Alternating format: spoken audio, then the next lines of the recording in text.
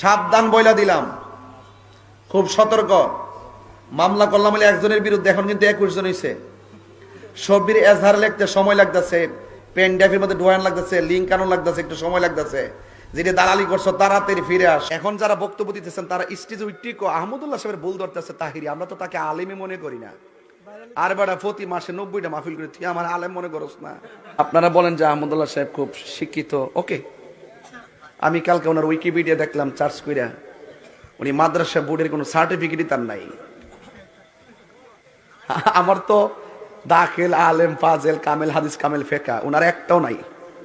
ভাই তোর যদি দলিলে এত পাওয়ার থাকে, তাহলে এই সাধারণ মানুষের পয়সা দিয়ে কষ্ট করে আয়োজন করা মাহফিলে এসে মাইক গরম না করে আর 15 দিন, 20 দিন, 1 মাস, 2 মাস ভাইরাল হওয়ার চিন্তা নিয়ে খালি একই জিকির একই জিকির একই জিকির, এক কথা কয়বার বলা লাগে?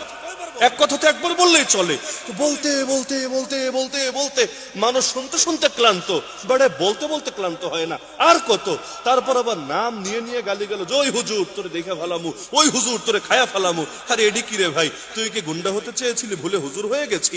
না হলে এগুলো তো কোনো আকলমান ব্যক্তির কথা না। তোমার দলিল থাকলে তুমি দলিল দাও, যুক্তি থাকলে তুমি যুক্তি দাও, আর বাপের বাটা হয়ে থাকলে ফেস টু ফেস এসে বসে তারপর দলিল দিয়ে তোমার কথা প্রমাণ করে দিয়ে যাও। আর যদি কোনোটা না পারো, ভণ্ডামি ছেড়ে দাও।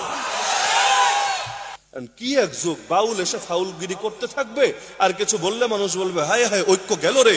আরে ঐক্য নষ্ট করেছে কি আগে দেখো না। সোজা সাপটা কথা যে বোঝে না, সোজা সাপটা কথা মানে যেটা নিয়ে ইতিহাসে কোনোদিন বিতর্ক হয় নাই, এইরকম বিষয় নিয়ে আইসা একেবারে সব উড়ায় টুড়ায় দিয়া নিজের একমাত্র জামানার হক সিপাহ সালার দাবি করা, এর চাইতে বড় ফাইজলামি কি হতে পারে? তো ফাইজলামের একটা টাইম টেবিল আছে। আমরা এগুলো করলে নাস্তিকরা হাসে না? ওরা হাসে না? বলে দেখেছো, মোল্লাদের আর দমন করতে আমাদের লাগবে না, মোল্লারাই মোল্লাদের দমায় দিবে। এজন্য দেখবেন হুজুরে হুজুরে লাগলে পেছন থেকে ওরা পিন মারে। নিজম মজুমদার পিন মারে নাই? অমুক ভাই আগায় যাও, তমুক ভাই আগায় যাও। আরে তুমি ভাই এত হুজুর প্রেমিক হয়ে গেল কেমনে? আসলে হুজুর প্রেমিক হয় নাই। কাটা দিয়ে যদি কাটা তোলা যায়, সাধনার কি দরকার আছে?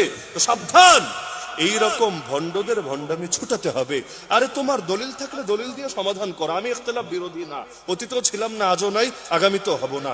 দলিলের আলোকে যদি ইখতিলাফ হয়, এতে সমস্যার কিছু না। ইখতিলাফ উম্মতি রাহমা। কিন্তু ইখতিলাফের সমাধান হবে দলিল দিয়ে, প্রমাণ দিয়ে, যুক্তি দিয়ে। ইখতিলাফের সমাধান হামলা মামলা মামলা মামলা। কিছু মানুষের গায়ে কারেন্ট থাকে বেশি, মানে কথা বললে মামলার হুমকি ছাড়া যেন আর কিছু পাই না। এত হুমকি তো ক্ষমতাসীন দলের রাজনীতি যারা করে এদের অনেকেও দেয় না। ওরা যদি দিত, বাংলাদেশের লোকে খুঁজে পাওয়া যেত না। প্রত্যেকে যদি একটা করে মামলা দিত, বুঝেন, ক্ষমতাসীন দল যারা করে এদের প্রত্যেকে যদি একটা করে মামলা দিত আর এক এক মামলায় 10 জন করে ঢুকাতো, বাংলাদেশের লোক খুঁজে পেতেন আপনারা? তাহলে যারা দল করে ওরা পর্যন্ত যেই পরিমাণ মামলা হামলার হুমকি দেয় না, কিন্তু কিছু মানুষ লেবাস লাগিয়ে এই রকম হুমকি ধামকি না দিলে পেটের ভাতি হজম হয় না। আরে ভাই, হুজুর হয়েছিস কি গুন্ডামি করার জন্য? যদি হুজুর হয়ে থাকিস, হুজুর মানে নবীর ওয়ারিস, তা আল্লাহর নবী সাল্লাল্লাহু আলাইহি ওয়াসাল্লাম তিনি তো মামলা হামলার খেলা খেলেছেন। আল্লাহ নবী কার কার নামে মামলা দিয়েছেন, কার কাছে মামলা দিয়েছেন? আপনি মামলা দিবেন কার বিরুদ্ধে এবং কার কাছে? আপনি সেকুলার কোর্টে গিয়ে মামলা দিবেন। সেকুলার কোর্ট মানে কি? যেখানে কোরআনের আলোকে বিচার হয় না, যেখানে হাদিসের আলোকে বিচার হয় না, যেখানে সাহাবীরা কি বলেছে দেখে না, যেখানে দেখে তাদের আইনে কি লেখা আছে, কোন আইন, যেই আইন মানুষ বানিয়েছে অথবা যেই আইন ব্রিটিশরা রেখে গেছে, এটাই তো মূল কথা। তা আপনি ধর্মের প্রতিনিধি হয়ে, পয়েন্ট বুঝেন, আপনি ধর্মের প্রতিনিধি হয়ে, কোরআনের খাদেম হয়ে, নবীর আশিক হয়ে আপনি কি না আর এক ভাইয়ের বিরুদ্ধে দলিল দিয়ে মোকাবেলা না করে আপনি তার বিরুদ্ধে নালিশ দিচ্ছেন সেকুলার কোর্টের কাছে? তাহলে কারে আপনি শ্রেষ্ঠ মেনে নিলেন? সেকুলারিজম